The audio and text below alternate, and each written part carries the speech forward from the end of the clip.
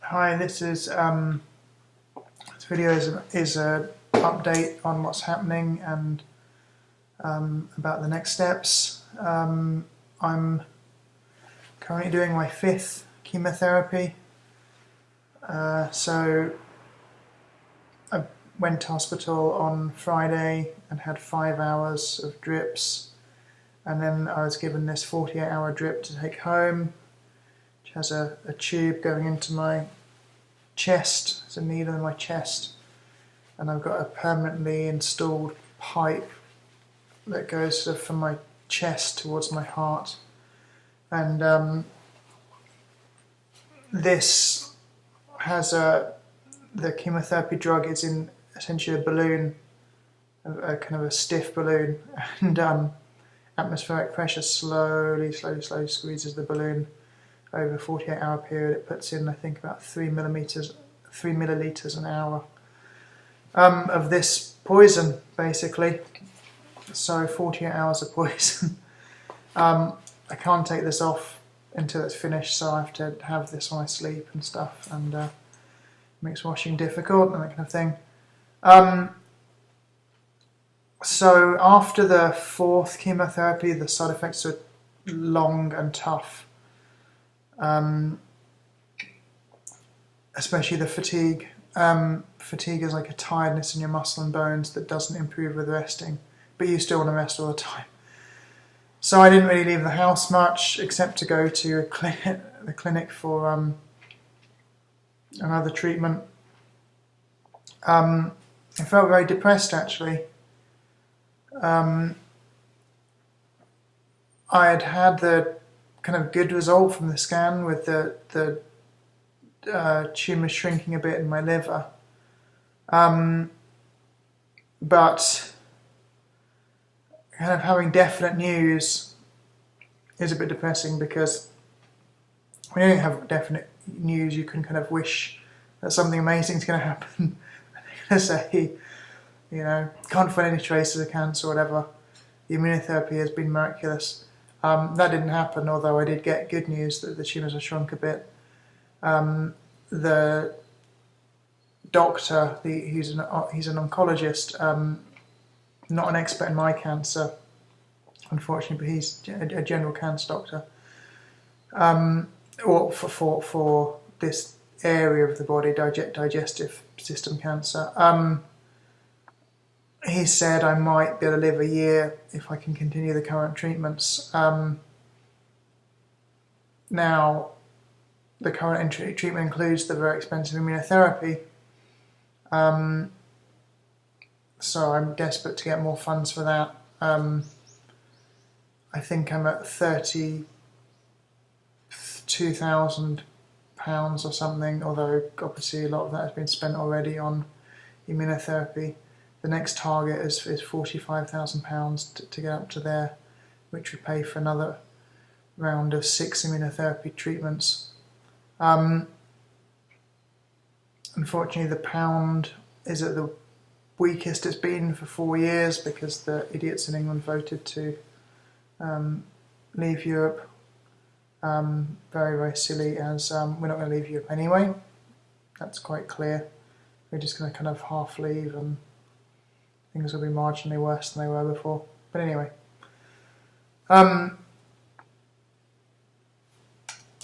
So next week I'm visiting a different hospital, because I'm trying to move to a closer hospital with chemotherapy. The wonderful thing about the Japanese healthcare system is you can go to different hospitals whenever you like, and you have completely free choice, and hospitals here are fantastic generally, so you're never going to end up in a bad hospital. So if I can go to a closer hospital for chemotherapy, instead of having like an hour and 15 minutes journey, it'd be like 20 minutes journey or whatever to get there, which would help a lot. I'm going to see an expert of this type of cancer. This is the first time I'm going to meet an expert. My cancer is very rare, so bowel cancer is common. Bowel cancer that spread to the liver or bones or lungs is very common, but my cancer spread to the liver, the lymph nodes, and the peritoneum, which is the membrane that protects your abdomen. That's rare, and it's very difficult to treat because that membrane blocks for some reason, I think it really doesn't make sense to me, but seems to block high concentrations of chemotherapy getting to where it's needed to get to. And also with the peritoneum, you tend to get lots of tiny cancers spread over the membrane, kind of 1 and 2 millimeter cancers, which can't really be removed by surgery, or not easily anyway. But maybe the immunotherapy can get in, because immunotherapy actually targets cancer, unlike chemotherapy, which just targets the whole body. And then I'm also going to a clinic again for hypothermia treatment, which is again possibly affects the peritoneum because it's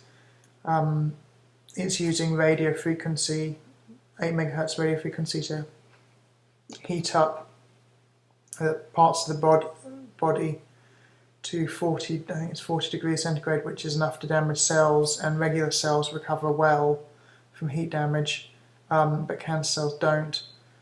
So it's very important to have that. So I'm going to 3 different clinical places next week. An interesting conversation with the immunotherapist, which made a lot of sense, but was again very depressing. I said that I believed and hoped that in the future chemotherapy basically be a thing of the past and immunotherapy will be the main treatment for cancer. He was quite skeptical about that because he said, it's very interesting, he said immunotherapy, particularly the type of immunotherapy he does, which is autologous immune enhancement therapy, where you take out cells from the patient and treat them and put them back in. There's nothing about that process that can be manufactured because it's unique per patient, and it takes a bunch of time in the lab, 2 weeks basically. So the cost of doing immunotherapy is very, very high, and there's no reason why it would fall in the future. It's a labour-intensive thing, it's a time-intensive thing, can't be speeded up, can't be automated by a robot. There's just no manufacturing element to it. Unlike making pills. Now usually it costs a huge amount of money to develop a pill because there are procedures you have to follow, preclinical trials where you test on what are called animal models, so you use animals in a certain way to mimic the human body, especially mice, and rats, and then you have clinical trials of which there are always at least 3 stages, and the payoff for that is that the drug companies know that when they make the pills they can manufacture them for very, very, very small amounts of money and sell them at a very, very high margin to get back the development cost and make a profit as well.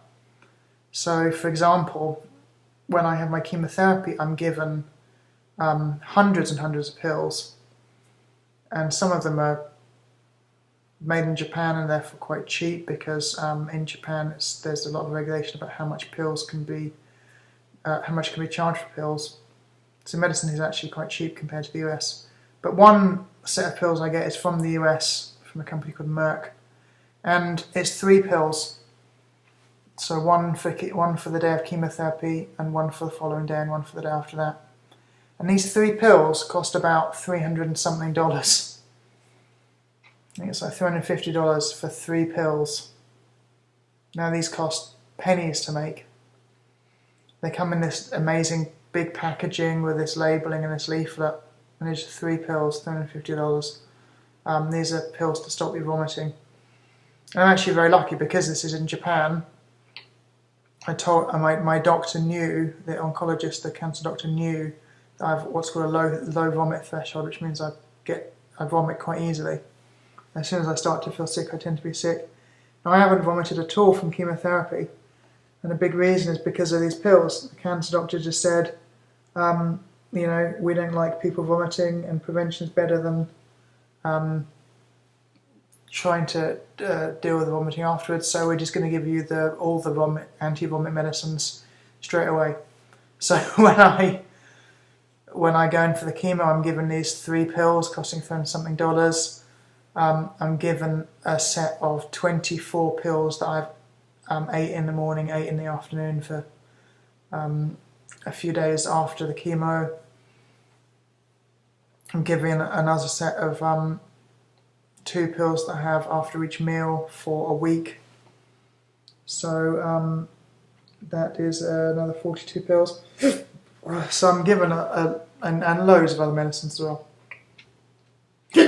Anti-hiccup medicine, although I still get lots of painful hiccups. Proton pump inhibitor, that's a medicine that stops your stomach making lots of excess acid. I'm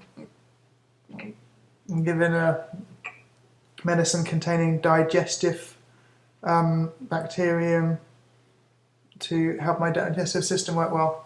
I'm given a medicine for the skin pill. It's a skin pill to try and reduce this rash a bit.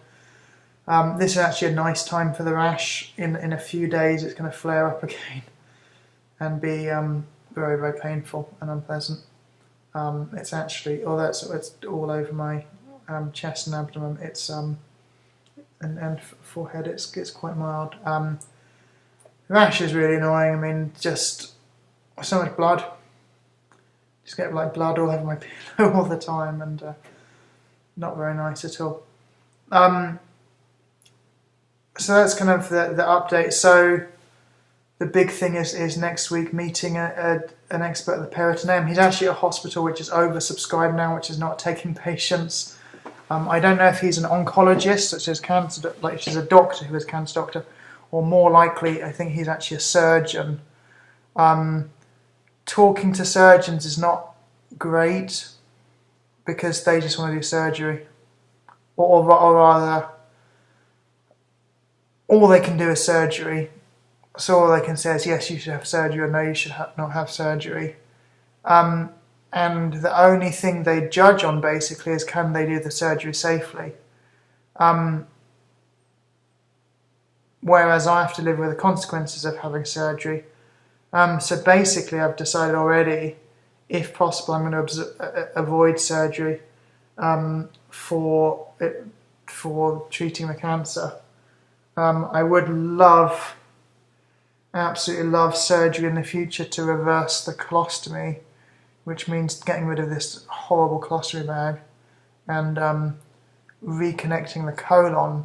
I've had a 25 centimetre bit of my colon taken away, so my colon would never be back to normal, and there'd be a lot of lifestyle issues there, but I think I'd prefer that to having the colostomy bag, which is so far has been the worst thing with the cancer, because things like I don't have the confidence to go swimming with it. I don't even want to take a bath with it in case I burst in the bath. It means I can't do martial arts. The permanent tube can actually be removed any time. It's there for convenience. To this tube for the chemotherapy, because it's better than having normal drips. About half the people, of which I'm half, have trouble with drips. So my veins collapse and things like that, and it's painful and not nice. So the big thing is going to be meeting this peritoneum expert and seeing what he says about. He might give me worse news. Now whatever he says is going to be much more accurate than the oncologist, because he deals with this stuff every day. But I've got to meet him. I've got to face what he's going to say. He may give better news. He may say you could live 2 years, not a year. Anyway, thanks for listening. If you can donate, please go to matthewdons.org. That's matthewdons.org. Thanks for listening. More soon.